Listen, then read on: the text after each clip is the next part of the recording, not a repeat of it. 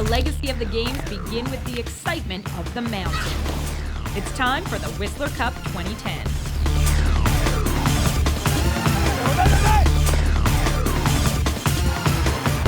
Close to 400 athletes from every corner of the globe, Australia, Russia, Brazil, Canada, and 20 other countries, 24 in total, will compete for national pride and personal glory.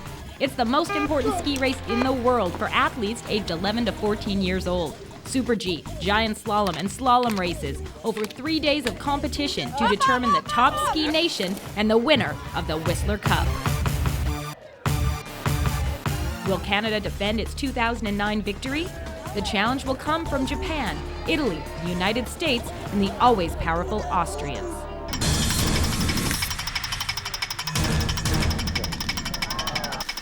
Stay with us for the next 30 minutes and experience the pageantry, the camaraderie, and the alpine competition of the Whistler Cup.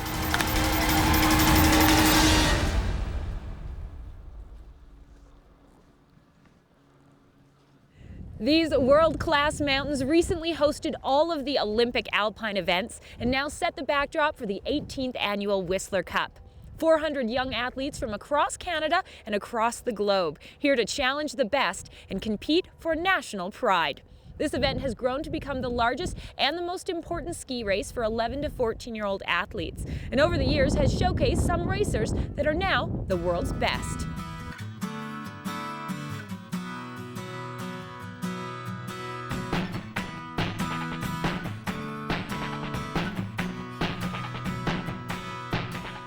The event began back in 1993 and was modeled after the Trofeo Topolino alpine ski races in Italy. It became an opportunity to learn from the best ski nations in the world and prepare our athletes for the national team and international competition. The Whistler Cup hosted young Canadian athletes such as Eric Gay, Britt Janik, and Emily Bryden. All would take on the world and eventually go on to World Cup victories. But it hasn't been just Canadian athletes who grew up competing in the Whistler Cup. International superstars of alpine racing like Anya Parson, Tina Mays, Benjamin Reich, and Lindsey Vonn competed here in Whistler over the past 15 years. This place is awesome. The hills is just great.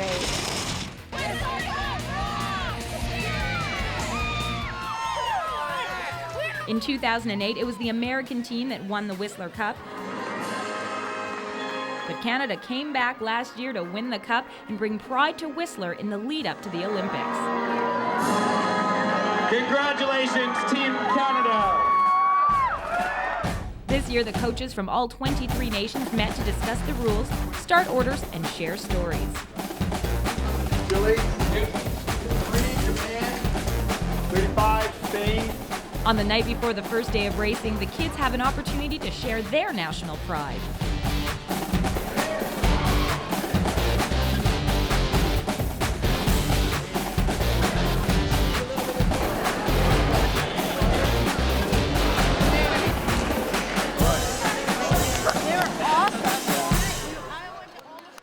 Former Whistler Cup participants and Canadian Alpine team members Michael and Britt Janik, Manuel Osborne-Parody, and Eric Gay all competed hard here for Canada in February 2010. And they all credit the Whistler Cup as an event that prepared them for Olympic competition. And you'll see why. Coming up, the K2s tackle their technical events, the slalom and the giant slalom. First up for the K2s is the prestigious Super G, the fastest and most challenging race of this event. The first day of racing and the sun was shining on Whistler. Athletes descended upon the Whistler gondola as they focused on the challenges in front of them.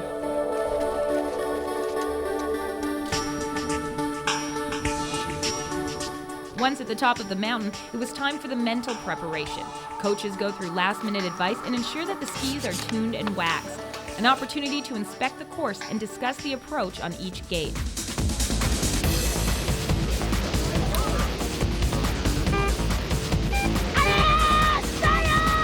Skiers attacked the course as the weather and the excitement of day one provided the inspiration. Whistler Cup veteran and future superstar Mikaela Shiffrin from the USA flew down the course with a time of 1:08.37 and a third-place finish to bring home the bronze. I wasn't sure what to expect because Super G isn't my best event, but it was still a lot of fun and I did my best and got a medal. Austria's Julia Graushaut proved her need for speed as she attacked the course and finished with a time of 108.33, just 11/100ths of a second behind the first place finisher. It was very cool. This day would belong to hometown hero Emma King, the 2010 Super G Speed Queen.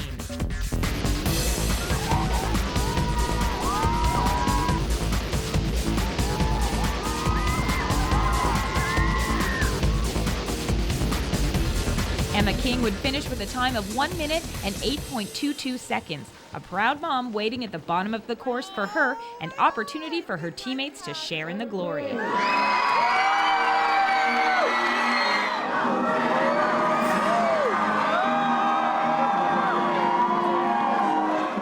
I don't think it's sunk in yet, to tell you the truth, but I think it'll feel good tomorrow. Yeah, so you didn't expect to come first? What was the race like? No.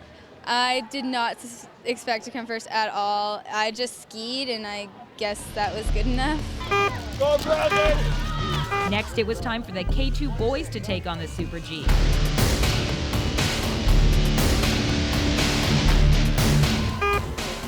Collingwood, Ontario skier Carl Koos was ready for the challenge of the speed event and finished with a time of 108.04 and a third place finish for Canada. Let's hear it for Carl Koos.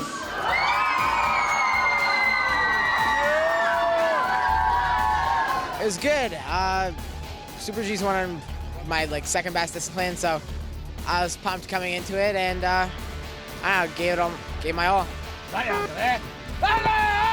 Italian skier Andrea Squasino, fresh from Topolino, proved how much he enjoys Whistler with a time of 107.73 to take home the silver. Andrea Squasino.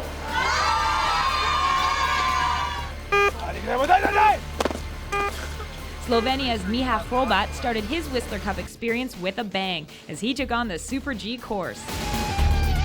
Miha Hrobat would finish with a time of 106.94 and a gold medal for Slovenia. I'm first. How does that feel? Yeah, good. Really good. Did you expect to come first? What are your hopes for the Whistler Cup? I don't know. I didn't expect really first, but a medal. Let's hear it for these K2 women. A great start for Canada with a gold and bronze in the K2 division and many other top 15 finishes and points toward winning the Whistler Cup. 2 more days of racing, 2 more days to prove their world-class skills. Let's hear it for the men's K2 Super G winners. Later, we'll have the results from the K2 slalom and giant slalom races and get to know some of the Whistler Cup who's who. There's more than 15 centuries. Exactly, so there's Whistler K2 racers Blake Ramsden and Emma King share their speed secrets. My coach just got me to relax and just to ski. No, down here on target. Team Canada coach Craig Glenday talks Olympic expectations. So guys, you just got to switch gears. It's not just about racing. The Whistler Cup's also about experiencing different cultures and meeting new people. Every year, the Deeks family invites an international team to gather around their dinner table for a taste of Whistler. Ooh. Here we go. Wow, for you. When you go to someone else's country, the greatest privilege is to be invited into a home to share the culture of the country. After conducting business in 65 countries, Whistler resident Bill Deeks knows the value of a home-cooked meal. And that's why he and his wife Julie have opened up their home for the past 8 years to a Whistler Cup ambassador dinner. We are having a dinner party for the Netherlands ski team who have come all the way from Holland. It's nice for them to learn a little bit about the community in which they're skiing. This dinner is you learn so much with the culture, you know? But I think it's good to relax and have a good time together and be as a team. Serving up hospitality is only one way this racing family has supported the Whistler Cup. We've both been gate watchers. We've been bib collectors. We've done almost every job there is. Of all those other things, this is the easiest. Julie does the work.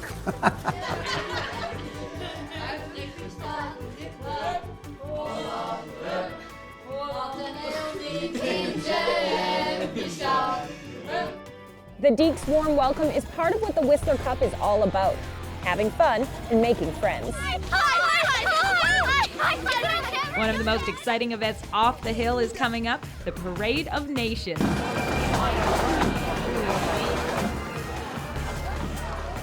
There's a very high chance I'll be racing some of these. Plus, find out how Olympic racer Michael Janek gives back to the Whistler Cup. Whistler truly came alive as the host mountain resort for the Olympic and Paralympic Games. There's no doubt that the atmosphere during the Games will be hard to recreate, although there's certainly a buzz in the village right now. Events like the Whistler Cup are truly an Olympic legacy. The energy and competitive spirit of the 2010 Olympic Games has been reignited by the Whistler Cup, as the next generation of Olympic hopefuls hit the slopes. Oh, it's amazing. You can watch them and you can just try to ski in their footsteps. I watched it on TV. I thought I would have been somewhere else, like not on the same runs practically. They're totally stoked to be on the Olympic runs, and the slalom course is the top of the men's Olympic downhill. It's pretty cool. It's seeing that this is what they skied and we're skiing it too. It makes you feel like an Olympian. These young skiers know that 2010 Olympians competed on the same mountains as they are. And many of those skiers got their start at the Whistler Cup. I had the privilege of 30 days ago of being up on the Olympic track watching the champions of today. It was absolutely amazing. Many of them got their start in the Whistler Cup, and just a few hours ago I was up watching the kids ski today, and they're going to be the champions of tomorrow. When other countries come, you can compare yourself to the world other than just your country, so you can see if you're better than you thought you were or as good as you thought you were. Where Whistler Cup is extremely important for us is that it gives the athletes, as they're moving up through the system, an international benchmark, but they start to realize that there's a bigger world out there, and it's important that it starts early so that they know what they're aiming for. This is the 18th anniversary of the Whistler Cup, with a record 23 nations competing. One of the highlights every year for the athletes, the locals, and the visitors is the Parade of Nations. It's a chance to put the fierce competition aside, at least for an afternoon, in honor of an international celebration.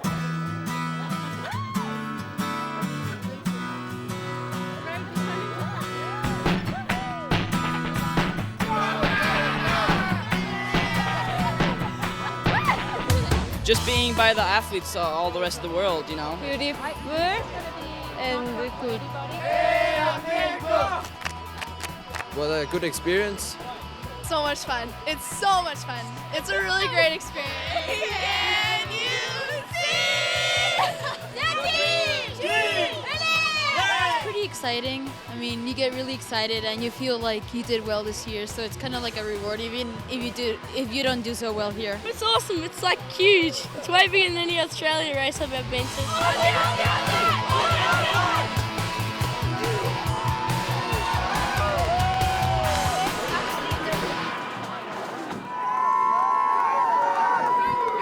From every corner of the globe, from Hong Kong to the U.S. Virgin Islands to the host country of the next Olympic Winter Games, Russia. Which nation will win the 18th annual Whistler Cup? That answer is coming up.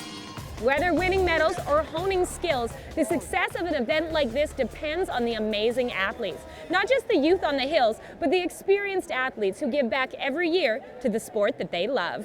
This is Michael Janek's signature. Very excited. Michael Janek is a familiar face at the Whistler Cup. Back in the day, I remember Whistler Cup was such a great moment. The Olympian and former Whistler Cup skier is always happy to help out, presenting awards and talking to kids who want to be just like him. They come up and say, nice to meet you, and ask for a signature, stuff like that.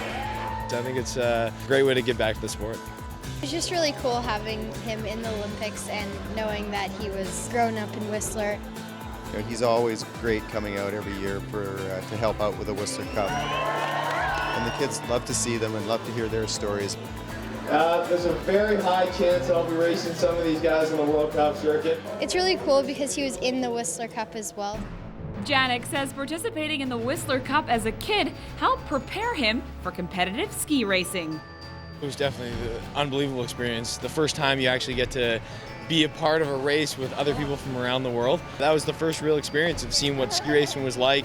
It's a phenomenal event, and to give back to it is just unbelievable.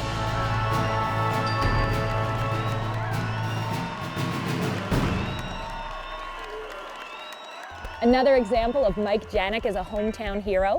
He skipped the Olympic opening ceremonies at BC Place in Vancouver to be here in Whistler with his hometown fans for a mini ceremony. That was down in the village. We're up on the mountain today for day 2 of racing at the Whistler Cup.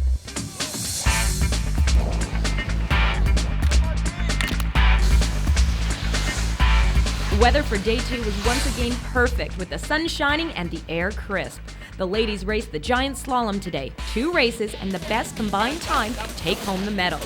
Course inspection and last-minute coaching advice on the slopes of the Ptarmigan course. You could do this one.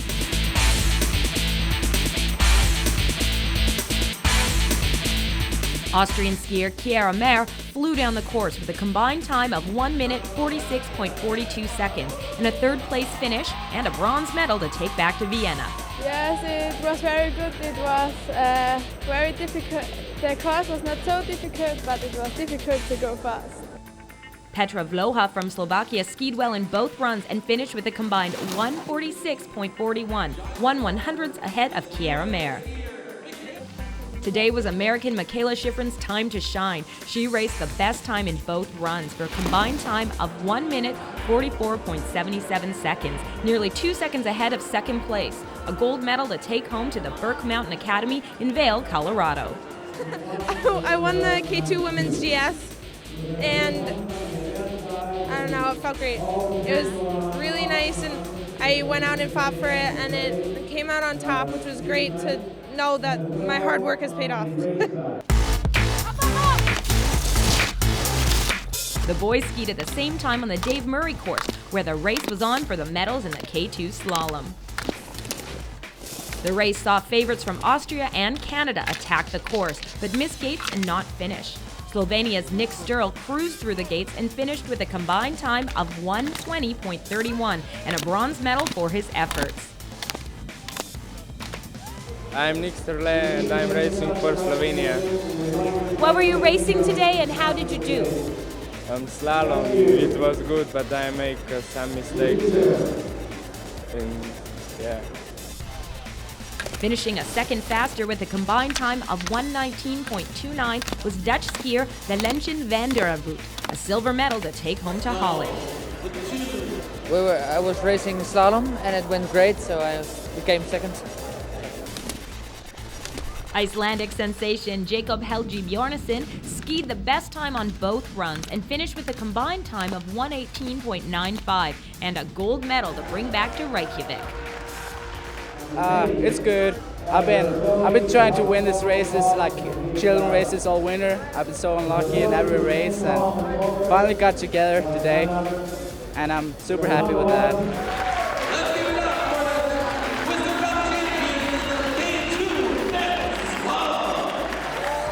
Remember, every top 15 finisher contributes points to the Whistler Cup, and there's still one more day of racing to go. And that means one more day for the pillars of the team, the coaches. It's an intense job with huge responsibility. So why do they do it?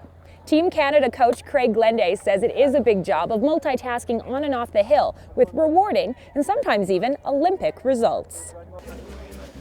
13, Czech Republic. Coaching at a juvenile level is a lot more than just standing on the hill and throwing out orders. It's like general life lessons that they're teaching us.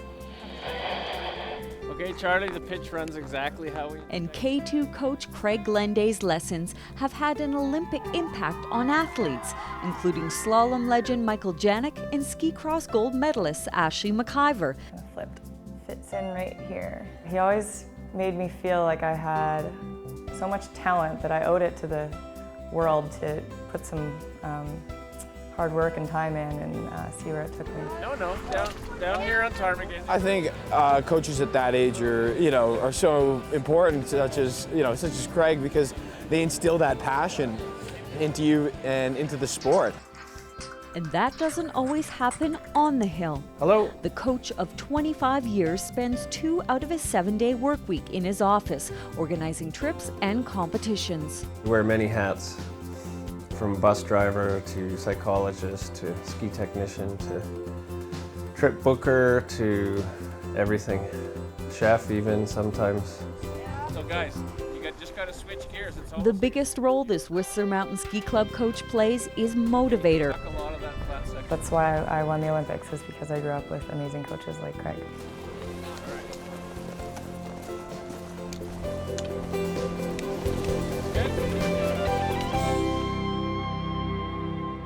Craig hands in his radio for a tool belt in the summer. He runs a carpentry business in Squamish in the off-season. Of course, some of the athletes call Whistler home year-round. And as the world's top 11 to 14-year-old skiers come together for this year's Whistler Cup, K2 racer Emma King is happy that she knows these courses like the back of her hand.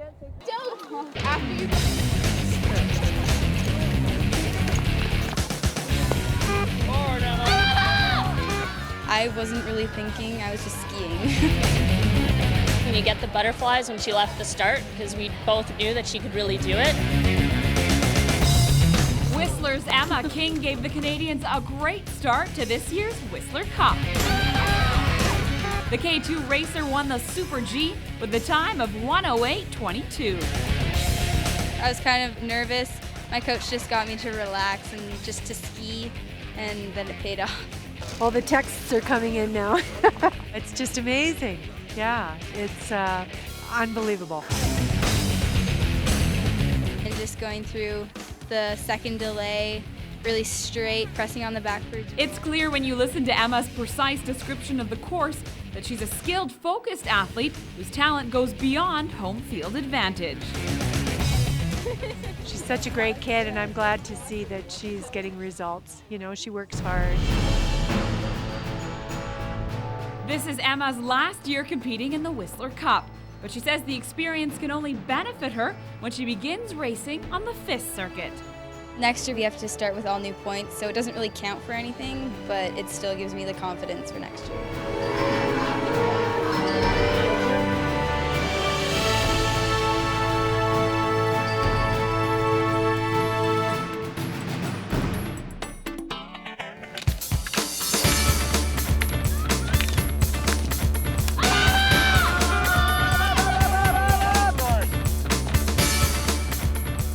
Another K2 racer with all eyes on him, Blake Ramsden.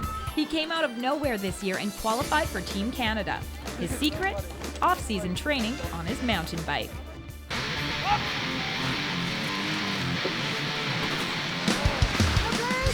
Blake's had a great season. He's definitely turned a few heads around the province and the country. With his skiing, he's going pretty fast. Oh, Blake. So fast, Blake Ramsden scored multiple podium finishes at the Parsons Memorial Super G and Provincial Championships, as well as top 10 results at K2 Nationals this year. All medaling first for this former underdog turned Team Canada 1. I would say it's been his best year, where he's been first in some of the big races. It all comes down to how this K2 Whistler Cup athlete was raised. Son of a mountain bike coach and competitive road biker. Who's going to get there faster, me or you? Brother of 2 provincial and national ski racers. Sport is a family affair. We always wanted to make sure we were having fun. We always wanted to make sure that we were trying our best. And if you follow the first 2, then really nothing else mattered. This grounded attitude combined with single track time with Dad is producing top standing results for this Whistler Mountain Ski Club racer from West Vancouver. He pushes pretty hard off snow in the fitness department. One of our biggest challenges is getting the kids to buy into dryland fitness to get the payoff on the hill. The payoff is clear. Blake not only made Team Canada, but Team Canada 1, ranking him among the top 3 male K2 racers in the country. Whether it's mountain biking or skiing, I'd like to go to the Winter or Summer Olympics at some point in my life. They both have the same adrenaline and the same speed, and I love speed, so it's awesome.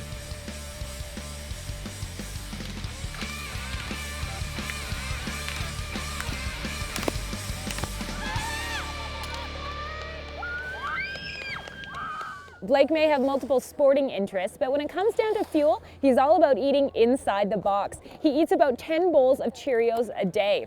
Let's see if the other kids have been eating Wheaties. It's time for the final day of racing at the Whistler Cup.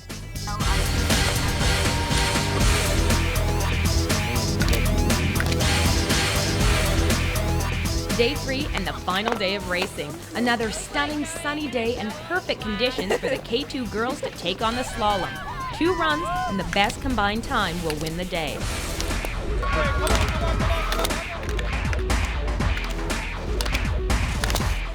American Mikaela Shiffrin, last year's winner in the event, had the best time going into the second run, but missed a gate. And after all her success, she still had the determination to hike back and finish the run. Even after the lost time, she was still able to finish in the top 30. It was Canadian Adrienne Fortres from the Mont Tremblant Ski Club in Montreal who would put 2 solid runs together and finish in 3rd place for a combined time of 1:33.20. Well, it was my best skiing for the first run. I almost straddled, but it was close, so I kind of stopped. And then the second run, I knew I never thought I could end up 3rd because I was pretty much far behind in the times. But I just, skied. It was my last race K2. I was have fun. I just going down with a big smile. Finishing in 2nd place was Austrian skier Julia Graushaupt, who improved her first run by 3 seconds and finished with a combined time of 1:31.71. I liked it a lot, but it was very difficult to go fast. And what did you get? The second. Taking the gold medal was fellow Austrian Anna Veith, who finished with a combined time of 1:28.28, more than 3 seconds ahead of all the other competitors. I liked it a lot. The course was very difficult, but it was hard to go fast.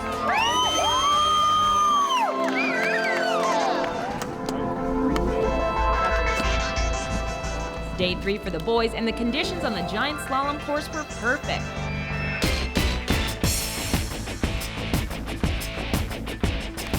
Canadian Carl Koos once again stepped up to deliver a podium finish with a combined 2-run time of 1:43.31 and another bronze medal from the Whistler Cup.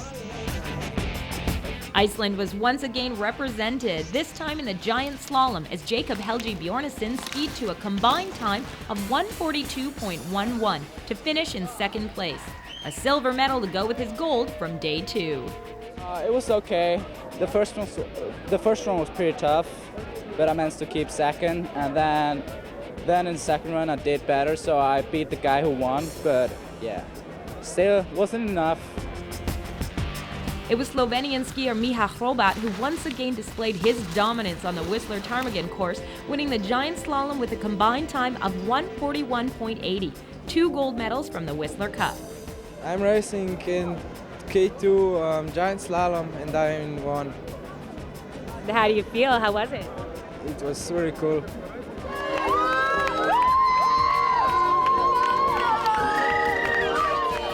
Race results contribute to the final numbers for the Whistler Cup.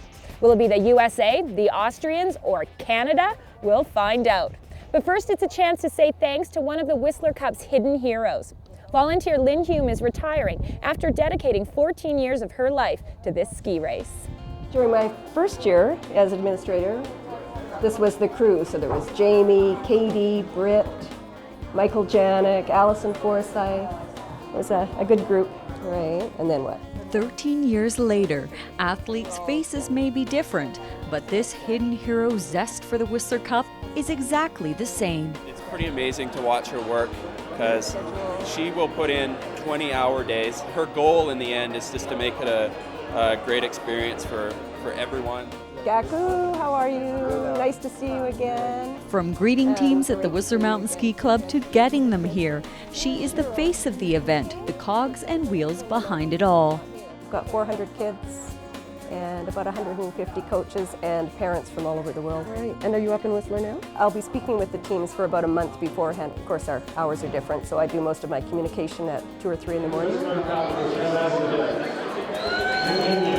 Honored by the BC Alpine Ski Association last year for her tireless service, Hume is finally passing on her duties to a new recruit next year. Since I moved here, I've skied probably 80 days less than I used to. So I am looking forward to skiing more.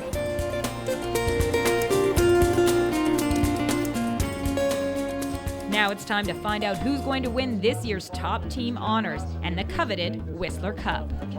Our K1 winner is Mikaela Martin from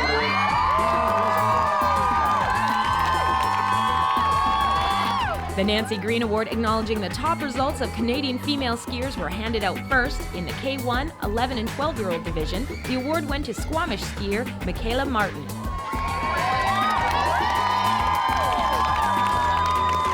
In the K2 13 and 14-year-old division, it was Whistler's own Emma King who won the prestigious award. The Dave Murray Award was presented to the top 2 Canadian boys at the Whistler Cup. For the K1 division, the award went to Invermere's Keegan Sharp. And it was Carl Coos from Toronto who won the Dave Murray Award for the K2 division. Then it was time for the top ski nations. In the K1 division, it was Team Japan who finished with a total of 129 points, 9 points ahead of second place Italy. Next, it was the top ski nation in the K2 division, and it was Austria who would win the trophy with 164 points. Then it was time to present the Whistler Cup to the top ski nation for the combined points of the K1 and K2s. top country overall in the 2010 Whistler Cup with 246.5 points is Canada. Canada held on to the cup, winning for a second straight year and the third time in 4 years.